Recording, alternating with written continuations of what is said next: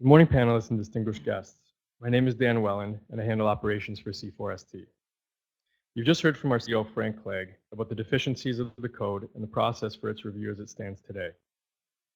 I've made the trip here to Ottawa to tell you about how it is being applied on the ground level and how it is being used against Canadians to recklessly install wireless infrastructure across our country.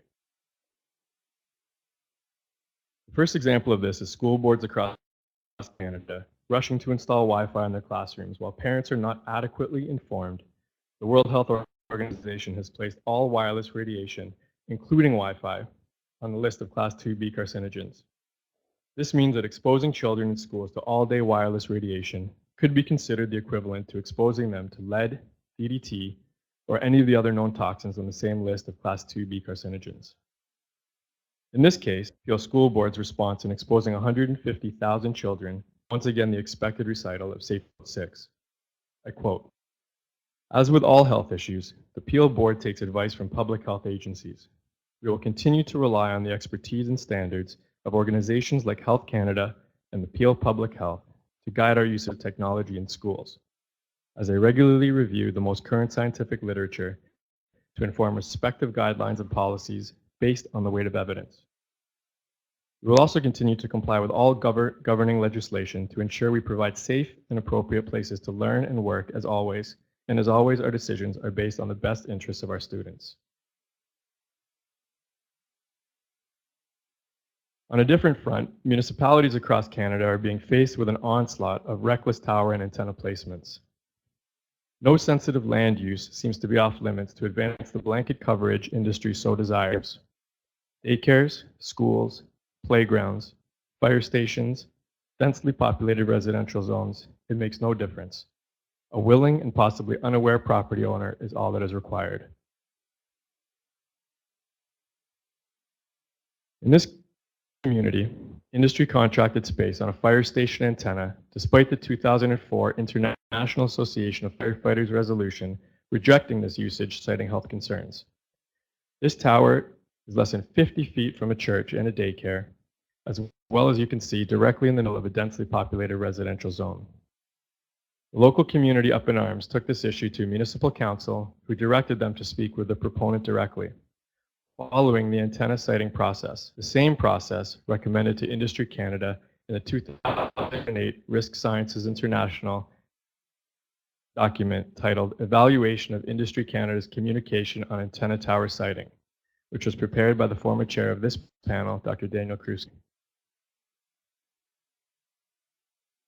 Bell, the proponent that was responsible in this last case, responded to the community concerns in the usual fashion, citing Safety Code 6.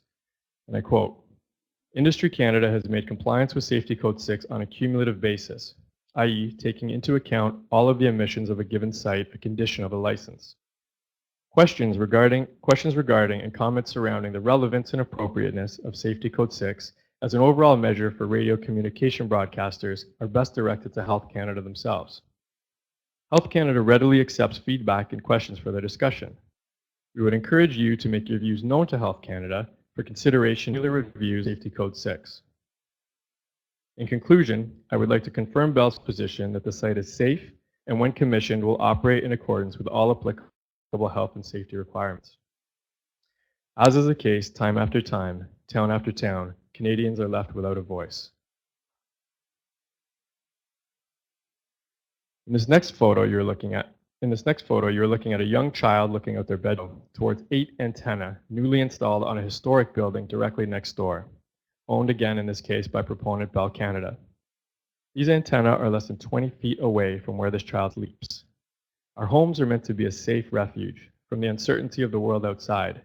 This is no longer the case. Imagine for a second installing a bubble over a home and pumping in secondhand smoke 24/7 forever. What is the difference? Both are involuntary exposures. However, one now known and accepted to be deadly. The other, an all too common reality for Canadians, is sheltered and permitted under Safety Code 6.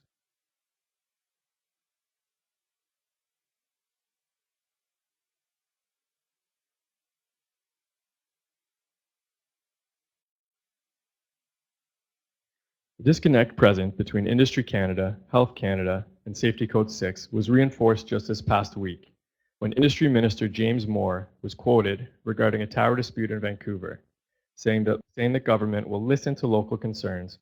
However, it is the companies themselves that have to demonstrate that there is a public health concern. As we've just seen, those same companies do this by hiding behind Industry Canada's adopted guidelines for wireless radiation. This process of pointing to each other furthers the perpetual motion machine of Safety Code 6, leaving Canadians vulnerable and at the mercy of industry. The least we might expect is Industry Canada to measure the tower and antenna sites they do license based on the emission levels contained in Safety Code 6.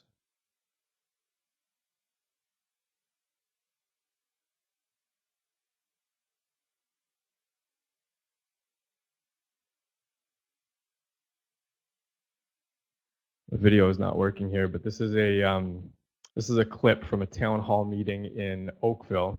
Oh, here we go. Volume, please.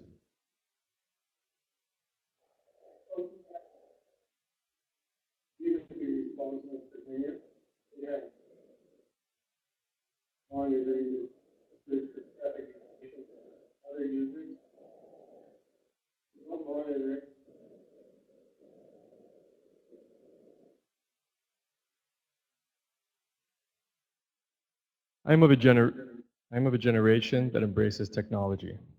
That being said, mine and every Canadian's right to live in a healthy environment of our choosing, especially in our own homes and place of education. This choice is removed from our lives as Canadians when industry uses Safety Code 6 to involuntarily expose us to the undesired and unsafe levels of wireless radiation. Thank you, panel.